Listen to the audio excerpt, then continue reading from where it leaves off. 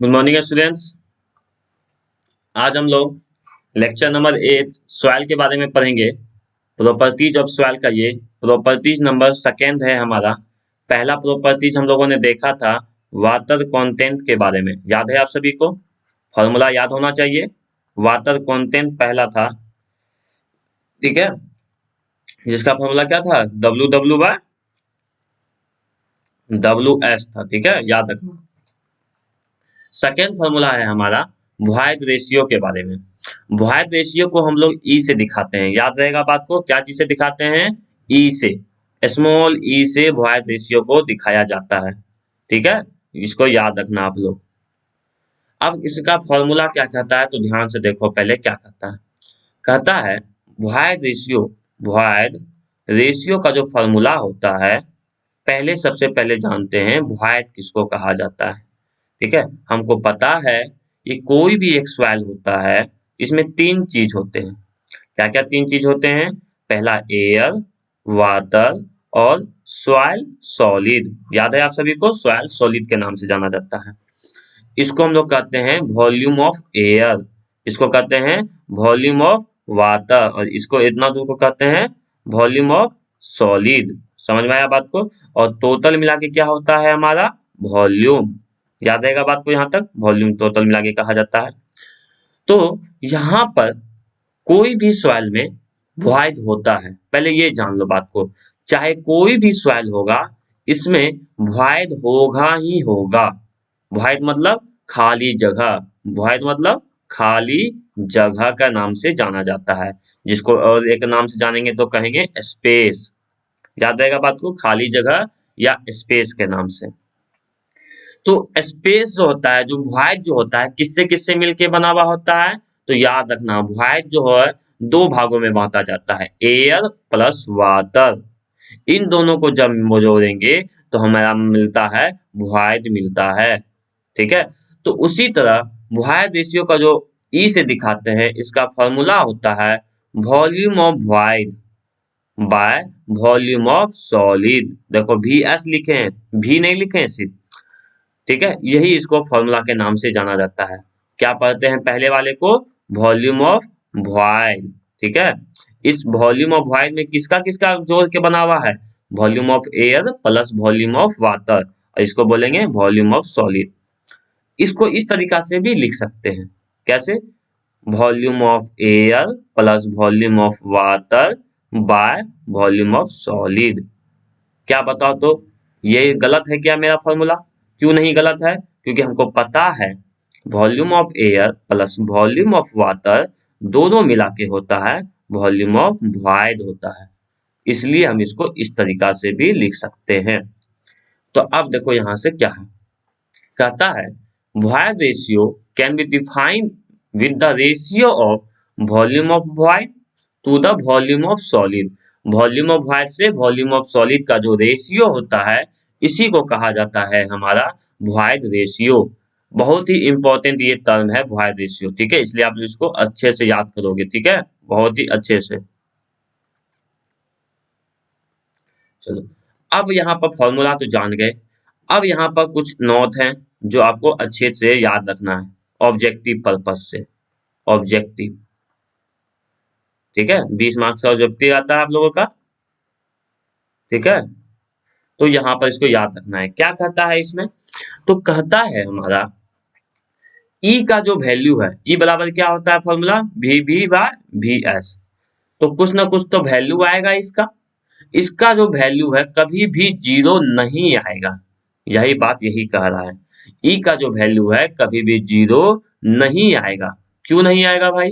क्या रीजन हो सकता है? तो रीजन इसलिए हो सकता है, क्या रीजन हो सकता है? तो सुनो बात को। मैंने क्या बताया कि E बराबर होता है VV/VS, और मैंने क्या बोला? E का वैल्यू कभी भी जीरो नहीं आएगा, कभी भी नहीं, कभी भी नहीं आएगा। क्यों नहीं आएगा? क्यों? इस क्यों का जवाब है हमारे पास। क्या है वो क्यों का जवाब? क्योंकि हमें पता होना चाहिए E का वैल्यू होता है VV/VS, और कोई भी सॉइल हो, कोई भी सॉइल हो, उसमें वॉइड होता है। कोई भी सॉइल हो उसमें वॉइड होता ही होता है। इसका मतलब ये जो टर्म है VB, ये जो टर्म है VB, यही कभी जीरो नहीं होगा। जब ये जीरो नहीं होगा मतलब क्या होगा, कुछ ना कुछ तो होगा, 1 हो, 2 हो, 5 हो, 7 हो, कुछ ना कुछ तो होगा। तो इसलिए जो है हमारा E का वैल्यू जीरो नहीं आता है। रीजन पूछेगा तो क्या बोलना है आपको कि क्योंकि सॉइल में वॉइड होता ही होता है। अगर किसी सॉइल में वॉइड नहीं रहे, ऐसा हो ही नहीं सकता। जब वॉइड होगा तो VB का कुछ ना कुछ वैल्यू होगा, और जब कुछ वैल्यू होगा तो हमारा E का भी वैल्यू होगा। तो यही टर्म यहाँ से कहा जा रहा है। ठीक है, तो यहाँ पर एक बात आ गई कि E जो है हमेशा जीरो से बड़ा होगा। क्यों बड़ा होगा? क्योंकि जब E का वैल्यू जीरो नहीं हो सकता है तो जीरो से बड़ा ही होगा वो। क्लियर है बात को? याद रहेगा इसे तब, E is always greater than zero. Why? Because volume of void is always greater than zero, hence E is always greater than zero. लेकिन there is no upper limit of void ratio. जैसे कि हमको पता था water content का कहां से कहां तक वैल्यू था, जीरो टू इन्फिनिटी तक, लेकिन इसका नहीं है। इसका जो है जीरो से बड़ा होगा और इन्फिनिटी से कहाँ होगा पता नहीं, इसके बारे में नहीं कह सकते हैं। ठीक है, नेक्स्ट पॉइंट है हमारा ऑब्जेक्टिव के लिए, the void ratio is higher. Void ratio जो होता है बड़ा होता है, किसके लिए? फाइन ग्रेन सॉइल के लिए, and lower for coarse grain soil के लिए।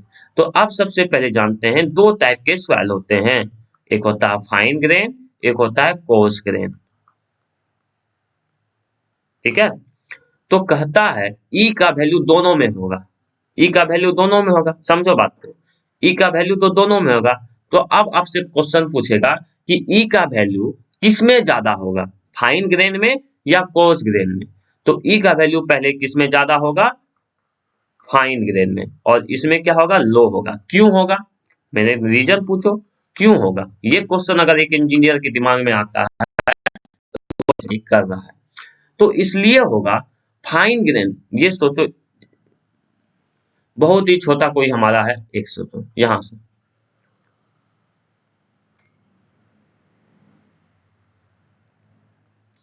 ये सोचो एक सॉइल है, यहां पर नजर आया, इसमें क्या है? एयर है, वाटर है, सॉइल है। ठीक है, तो जब मेरा कोर्स ग्रेन सॉइल होगा, फाइन ग्रेन, देखो दो टाइप के सॉइल है, फाइन ग्रेन। फाइन से क्या समझते हो? बहुत ही महीन, फाइन से महीन। ठीक है, और कोर्स से क्या समझते हो? थोड़ा सा महीन से ज्यादा, थोड़ा सा ज्यादा साइज। ये सब आगे पढ़ाएंगे, ये सब क्लासिफिकेशन आगे है आप लोगों को, अभी बस समझने के लिए। ठीक है, इसलिए टेंशन नहीं लेना इसके। ठीक है, बहुत सारे टाइप के सॉइल भी होते हैं। तो फाइन ग्रेन और कोर्स ग्रेन, तो फाइन मतलब होता है महीन सॉइल, और कोर्स मतलब उससे थोड़ा सा बड़ा। आप भी देखते होगे, महीन सॉइल भी देखते होगे, और थोड़ा सा उससे ज्यादा बड़ा बड़ा भी सॉइल आता है। तो फाइन ग्रेन में क्या होता है? वॉइड ज्यादा होता है, क्योंकि कॉम्पैक्ट नहीं हो पाता है, मतलब उसको कॉम्पैक्ट करना पड़ता है। ठीक है, और कोर्स ग्रेन सॉइल में क्या होता है? थोड़ा सा बड़ा होता है साइज, इस कारण से। तो इस कारण से कहा जाता है फाइन ग्रेन जो होता है हाइयर में ज्यादा होता है, महीन सॉइल होने के कारण। ठीक है, वॉइड रेशियो ज्यादा आता है। जब देखो हमको पता है ई का फॉर्मूला क्या था? VB/VS। जब VB ही ज्यादा हो जाए, मतलब वॉइड ही ज्यादा हो जाए, जब वॉइड ज्यादा होगा तो वॉइड रेशियो ज्यादा। तो एक याद रखो, एक चीज याद रखो, एक टर्म याद रखो, नहीं लिखा है लिख लो कॉपी में साइड से, VB/VS। VB ज्यादा मतलब वॉल्यूम ऑफ वॉइड ज्यादा, तो ई भी ज्यादा। ठीक है, याद रहेगा बात को, अगर VB कम तो ई भी कम, ये याद कर लेना। ठीक है, तो ये था हमारा वॉइड रेशियो के बारे में। ठीक है, क्लियर नहीं हो, क्लियर अच्छे से कर लेना है आप लोग। ठीक है, वंस मोर रिपीट करके आप लोग इसको अच्छे से देख लेना, और जितने फॉर्मूला बता रहे हैं एक बड़ा सा पेज लेना। ठीक है, जिसमें आप लोग ड्राइंग बनाते थे, उसमें क्या करो, एक एक फॉर्मूला अभी से लिखते चलो। इससे क्या होगा? पढ़ते भी जाओगे, लिखते भी जाओगे, और उसको रूम में चिपका के रख दो। इससे क्या होगा? आपका दिमाग वहां जाएगा कि हाँ ऐसा ऐसा फॉर्मूला हमेशा है। मैं भी जब पढ़ाई करता था तो मैं ऐसे ही काम करता था, तब मुझे अच्छे से समझ में आता था। तो आप लोग भी ऐसा ही काम करो कि आप लोग जो भी पढ़ रहे हो उसको एक कॉपी में या तो नोट्स तो बनाओ, पहले नोट्स बनाओगे तो आगे फायदा देगा, नहीं तो फिर से पढ़ना पड़ेगा एक एक चीज। तो क्या करो आप लोग, एक अच्छे से पेज में लिखो उसको, ड्राइंग वाले शीट में, और उसको क्या करो फिर एक जगह चिपका के रख दो, ठीक है। नेक्स्ट प्रॉपर्टीज है हमारा पोरोसिटी। पोरोसिटीज को हम लोग एन से दिखाते हैं यहाँ, ठीक है। इसको यहाँ पर एन इसको बोला हम लोग, थीटा भी बोला जाता है इसको। तो पोरोसिटी को हम लोग क्या चीज से डिफाइन करते हैं, ये भी देखो, ये भी एक स्पेस का ही बात कर रहा है। पोरोसिटी मतलब भी ये खाली जगह का ही बात कर रहा है, ठीक है, कंफ्यूज नहीं होना है। पोरोसिटी मतलब भी एक खाली जगह के बारे में ही बात किया जा रहा है, स्पेस के बारे में बात किया जा रहा है, मतलब वॉइड के बारे में बात किया जा रहा है। किसके बारे में बात किया जा रहा है, वॉइड के बारे में, ठीक है। किसके बारे में बात किया जा रहा है यहाँ पर, वॉइड के बारे में, या मतलब स्पेस के बारे में, खाली जगह के बारे में। तो पोरोसिटी का मतलब उसका फॉर्मूला होता है, पोरोसिटी का फॉर्मूला होता है वॉल्यूम ऑफ वॉइड, देखो volume of void to the total volume of soil. क्या बोला गया, टोटल वॉल्यूम ऑफ सॉइल। ये दो अभी जो हम अंडरलाइन किए हैं, घेरे हैं, बस इतना पे ध्यान दो, कंसंट्रेट करो, ठीक है। ध्यान दिया बात को, याद रहेगा बात को, ठीक है। चलो मैं आपको कुछ दिखाता हूँ। देखो अभी मैंने दूसरा जो प्रॉपर्टीज पढ़ाया था, ठीक है, दूसरा प्रॉपर्टीज वॉइड रेशियो पढ़ाया था, जिसको ई से दिखाते थे। इसका फॉर्मूला क्या था, V B by V H था। तीसरा मैंने पढ़ाया पोरोसिटी, पोरो पोरोसिटी, इसको क्या से देखा है, थीटा से, एन से। इसका मैंने क्या बोला, वॉल्यूम ऑफ वॉइड। देखो अभी तक सेम है, कोई दिक्कत है, यहाँ पर भी है, यहाँ पर भी है, लेकिन इसके नीचे में जो है टोटल भी आता है, इसको बोलेंगे वॉल्यूम ऑफ वॉइड, सेम। लेकिन नीचे वाले को क्या बोलेंगे, total volume of soil, total of soil, total volume of soil. समझ में आया। इस भी में क्या क्या जुड़ा हुआ है, इस भी में क्या क्या जुड़ा हुआ है, तो भी भी जुड़ा हुआ है, भी डब्ल्यू भी जुड़ा हुआ है, और भी एस भी जुड़ा हुआ है। समझ में आया बात को, कंफ्यूजन क्लियर हुआ। तो यही डिफरेंस है बस, और कुछ डिफरेंस यहाँ पर नहीं है आप लोगों के लिए, ठीक है। बस यहाँ पर क्या क्या है, पोरोसिटी को हम लोग वॉइड ही मेजर करते हैं, पोरोसिटी में हम लोग वॉइड ही मेजर करते हैं, खाली जगह ही मापते हैं। लेकिन किसके कंपैरिजन में, तो टोटल वॉल्यूम ऑफ सॉइल के कंपैरिजन में। याद रहेगा बात को, किसके कंपैरिजन में, कि पूरा सॉइल के कंपैरिजन में देखा जाता है कि कितना सॉइल में वॉइड है, तो उसको बोलेंगे पोरोसिटी। अगर टोटल वॉइड को कंपैरिजन किया जाए, किसके कंपैरिजन में, सिर्फ वॉल्यूम ऑफ सॉइल सॉलिड के कंपैरिजन में, तब बोलते हैं वॉइड रेशियो। दोनों में डिफरेंस समझ में आया, कोई दिक्कत नहीं। अब यहाँ पर कहा जा रहा है कि n का जो वैल्यू होगा, n का जो वैल्यू होगा, n का जो वैल्यू होगा, और हमने पहले भी बताया आप लोगों को, भी जो है हमें कभी भी जीरो नहीं होता है। मैंने पहले भी बताया क्यों नहीं होता है, क्योंकि हर सॉइल में वॉइड होगा ही होगा, वॉइड होना ही है, ठीक है। तो इसका मतलब ये n का भी वैल्यू जो है जीरो नहीं हो सकता है, ठीक है। क्लियर है बात को समझने में। और यहाँ पर एक बहुत ही इंपॉर्टेंट आता है नोट, कि आप देखो डिफरेंस कैसे समझ में आना है, दोनों में डिफरेंस देखो। देखो अब मैं लिमिट के बारे में डिफरेंस बताता हूँ, लिमिट के बारे में। यहाँ पर मैंने वॉइड रेशियो रखा, और यहाँ पर मैंने पोरोसिटी रखा। ध्यान से समझो, इतना एक एक करके नहीं बताएगा कोई भी, ठीक है, एक एक करके समझो। इसका हम लोग ई से दिखाते हैं, इसको एन से दिखाते हैं। इसका formula V by V S होता है, और इसका फॉर्मूला वी बाय वी होता है। समझ में आया बात को यहाँ तक। इसका लिमिट कहाँ था, ये भी जीरो नहीं होता था, लेकिन लोअर लिमिट इसका जीरो से अधिक था। हायर लिमिट क्या था इसका, नो पता नहीं था, हायर लिमिट पता नहीं था, ठीक है। लेकिन यहाँ पर इसका लिमिट जो है क्या बोल रहा है, जीरो से ज्यादा और एक से कम, एक से कम, मतलब ये जीरो से एक, एक देखो जीरो पॉइंट कुछ समथिंग से लेके 1 के बीच में ही इसका रेंज है। कैसे है सर, क्या रीजन है, ये जानना जरूरी है कि नहीं? तो देखो जानना क्यों जरूरी है, ठीक है। देखो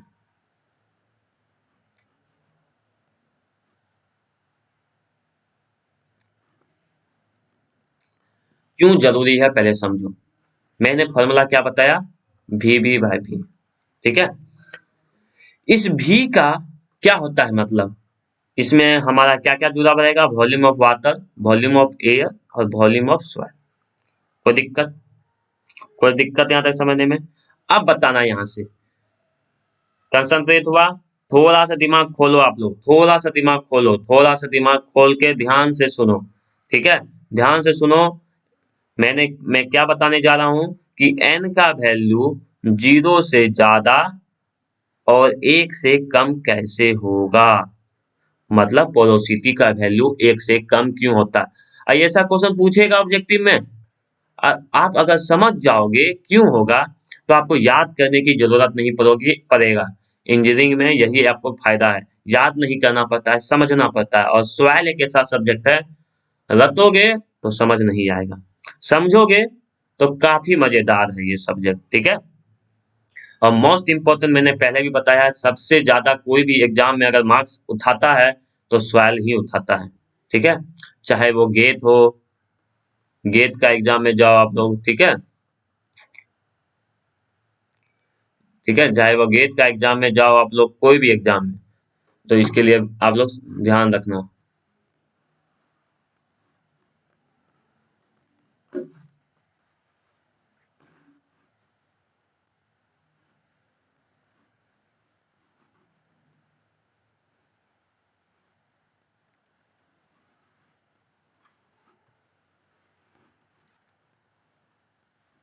चलो क्या बता देते हैं हम एन के बारे में, वी वी बाय वी, और मैंने वी को क्या चीज से डिनोट किया, V W V L plus V B.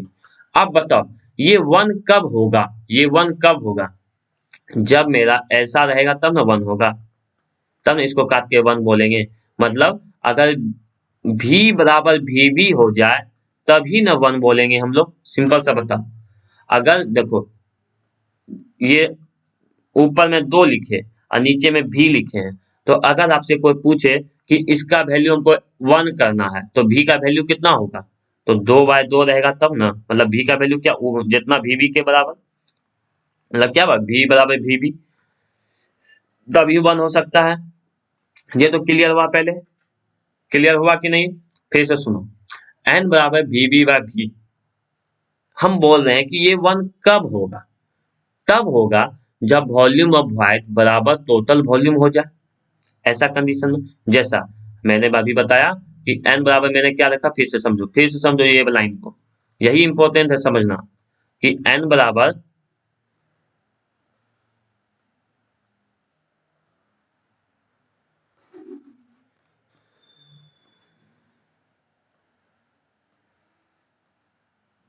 One second,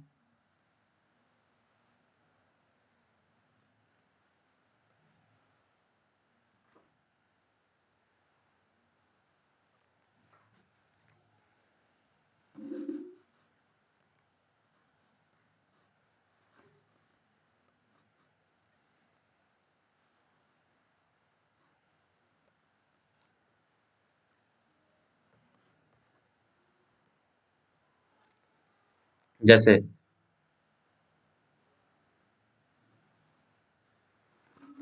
काफी, देखो यहाँ पर एन बराबर जो है हमारा, मैंने कब बोला कि कब ये इक्वल हो सकता है, जब मैंने यहाँ भी लिखा, ठीक है, और यहाँ मैंने टू लिख दिया। तो अगर, सॉरी, थोड़ा सा लग रहा मार्कर में थोड़ा सा गलती हो रहा है, इसी कारण से दिक्कत हो रहा है। यह फॉर्मूला था हमारा। तो जब मेरा भी बराबर भी हो जाए तभी ना हम कहेंगे कि ये हमारा वन के बराबर होगा, ऊपर नीचे कट जाएगा हमारा, समझ में आया बात को। लेकिन अब कहा जाता है कि वॉल्यूम ऑफ वाइट बराबर टोटल वॉल्यूम हो जाए तो मेरा स्वेल होगा, समझो बात को।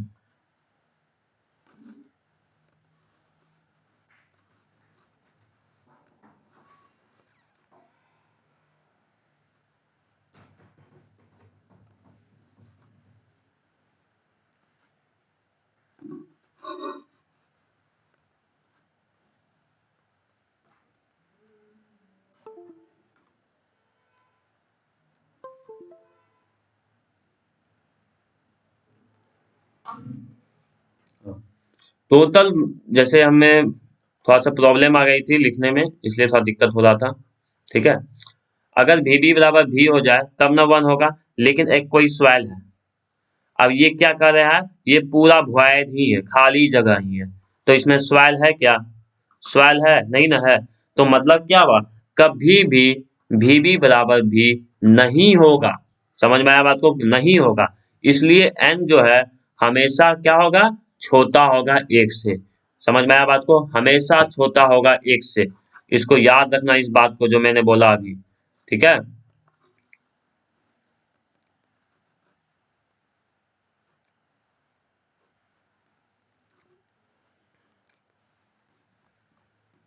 थोड़ी सी प्रॉब्लम हो गई, इसलिए दिमाग भी डाइवर्ट हो गया इसके कारण। ठीक है, तो मैंने यही लिखा है यहाँ पर, देखो ये याद रखना, पहला वाला टर्म तो मैंने क्या बोला कि हमेशा क्या होगा, ये 0 से 1 के बीच में ही लाइक करेगा, तो ये टर्म को याद रखना, और ये 3 चीजों को तो याद रखना ही रखना, क्योंकि पता है, एक बात बताता हूँ आप लोगों को, फॉर्मूला से ज्यादा इस सब चीज में आदमी फंसता है। फॉर्मूला तो सबको याद रह जाता है, लेकिन ये जो छोटे छोटे चीजें हैं, इसी में बच्चे फंस जाते हैं। तो अगर आप अच्छे से इसको याद रखिएगा तो जरूर आप लोग समझ जाइएगा। कहीं भी दिक्कत हो हमसे पूछना, ठीक है? चलो, अब एक क्वेश्चन है, क्वेश्चन यहाँ पर पूछा जा रहा है। ठीक है, बहुत ही इंपॉर्टेंट क्वेश्चन यहाँ पर आप लोगों के लिए है। Relation between E and N क्या है? ठीक है,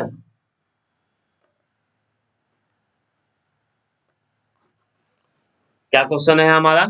relation between E and N. पहले आप ध्यान दो बात को, ई को क्या कहते हैं? वॉइड रेशियो, याद है? एन को क्या कहते हैं? पोरोसिटी, याद है दोनों का नाम? इस वॉइड रेशियो का formula V B by V S, ठीक है? पोरोसिटी का formula V B by V. चलो, कोई दिक्कत समझने में यहाँ तक? अब इसी दोनों के बीच एक रिलेशन निकालने जा रहे हैं। क्या निकालने जा रहे हैं? एक रिलेशन निकालने जा रहे हैं। कैसे निकलेगा रिलेशन? ध्यान दो बात को।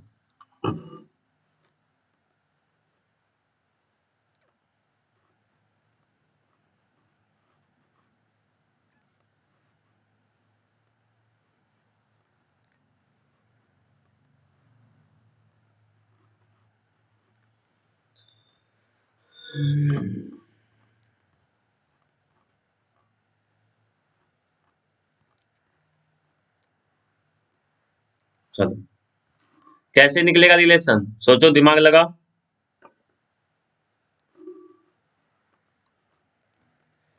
लगता है कुछ खराबी आ रहे हैं, प्रॉब्लम है लैपटॉप में, इसी कारण से थोड़ा सा आप लोगों को भी दिक्कत हो रहा है। बस 5 मिनट रुको, मैं सही कर रहा हूँ।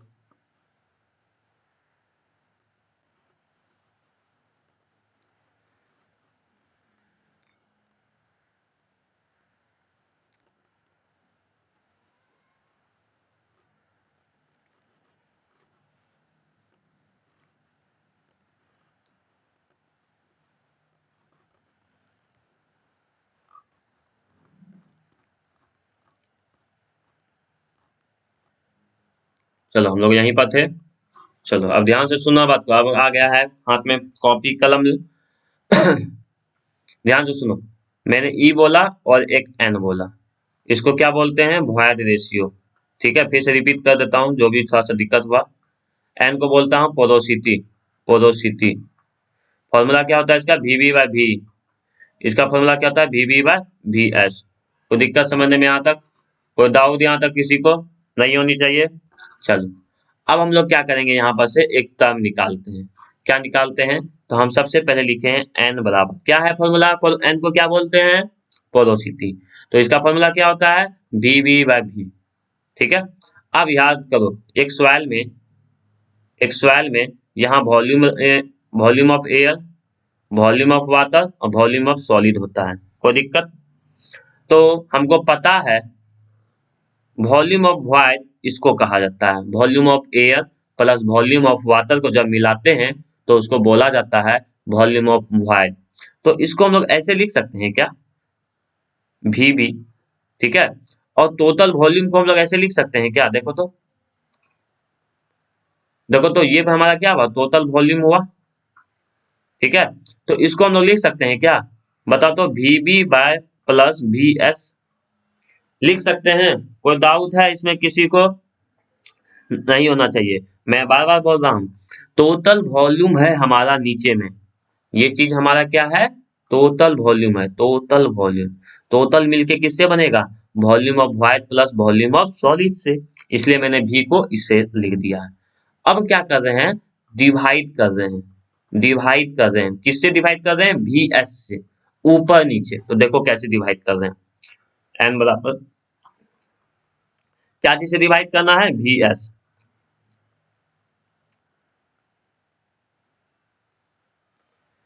क्या चीज से डिवाइड किए, वी एस से, बड़ा लाइन खींचे, इसको भी डिवाइड करो वी एस से, इसको भी डिवाइड करो वी एस से, कोई दिक्कत?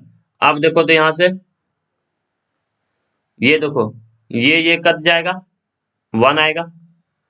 अब बताओ ये जो V B by V S है, इसका फॉर्मूला क्या होता है, क्या होता है, देखो तो खोजो, कहीं पर लिखाए हैं, यहाँ लिखे हैं, देखो V B by V S, यहाँ पर भी यही चीज लिखा हुआ है।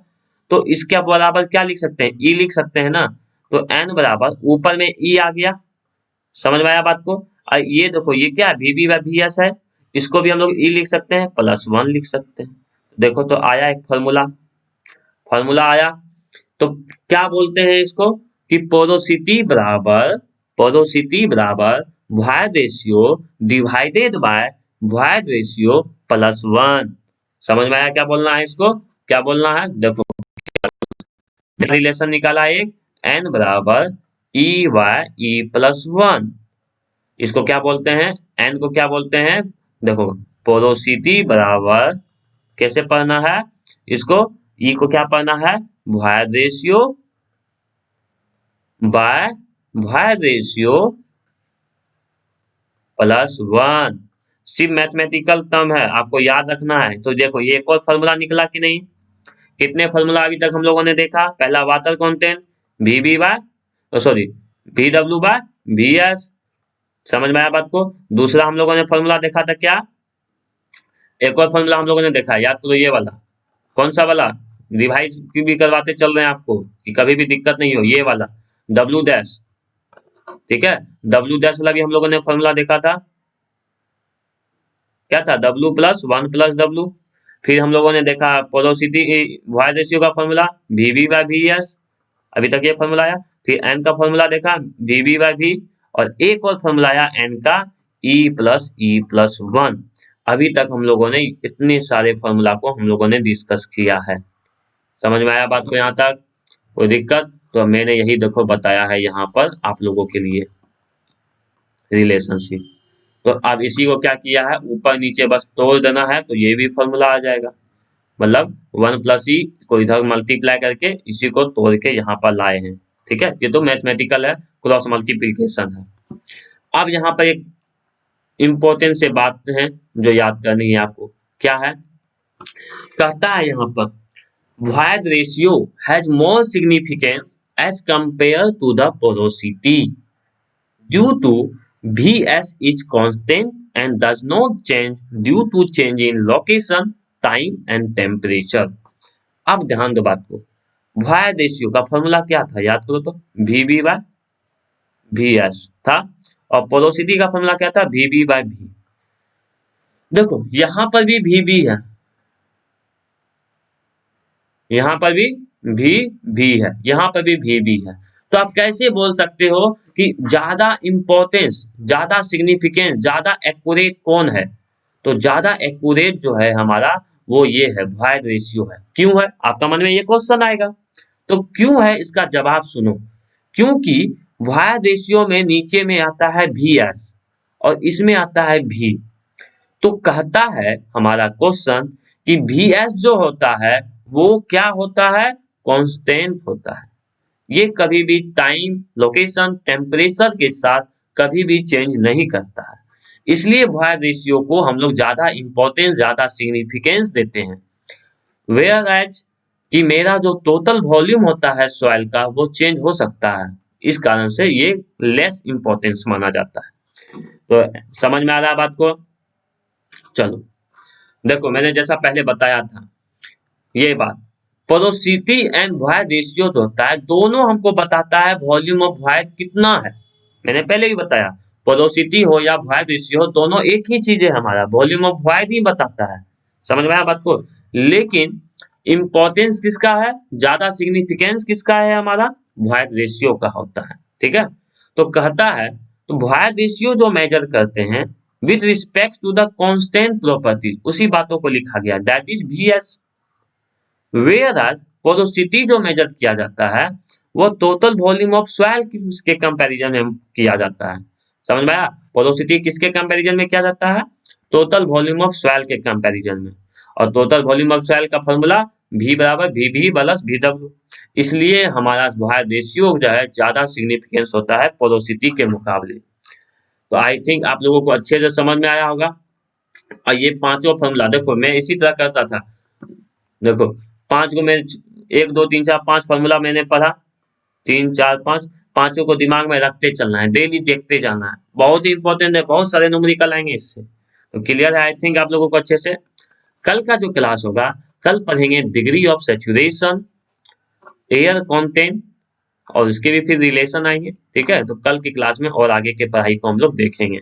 आई थिंक आज की क्लास में कोई दिक्कत नहीं होनी चाहिए, इसको रिवीजन कीजिए आप लोग, जहां पर भी दिक्कत आए उसको हमसे पूछिए। Thank you.